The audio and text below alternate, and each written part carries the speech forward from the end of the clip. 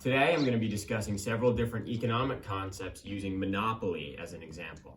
Let's go.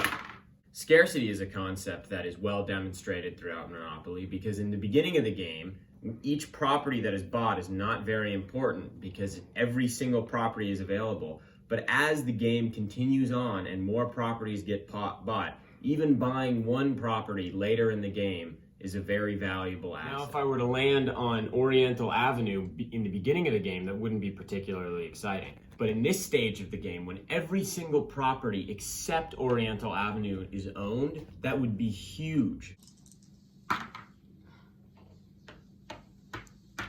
I'll buy it. I'll pay you $500 to get that off you right now. No way, Jose. We're in the end game now.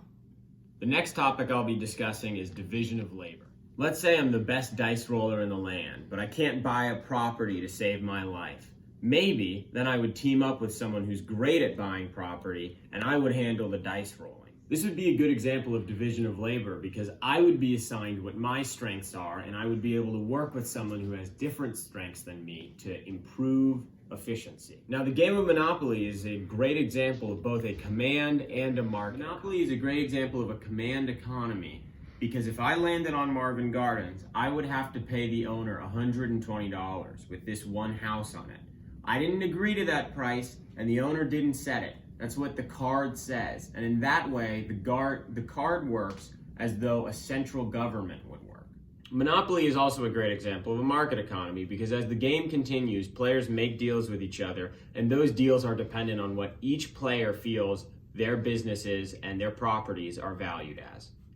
Just like I made a deal with James here earlier in the game for $500 for Oriental Avenue, and he turned it down. Earlier in the game, if I made him that same deal, he would have happily accepted it, because that is what the market demanded. I'll offer you $500 for that Oriental Avenue property. Heck yeah, it's early in the game, so I'll take that deal. In a traditional economy, customs shape the economic landscape.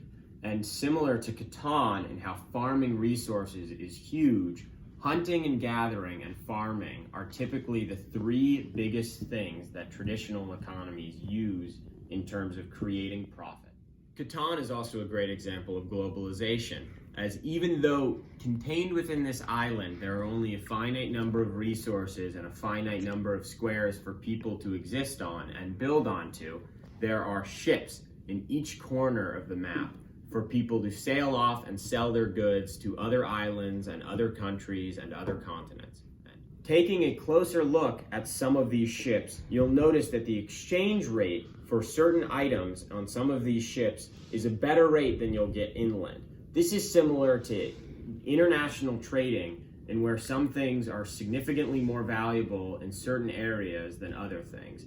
That is one of the reasons why globalization is so valuable.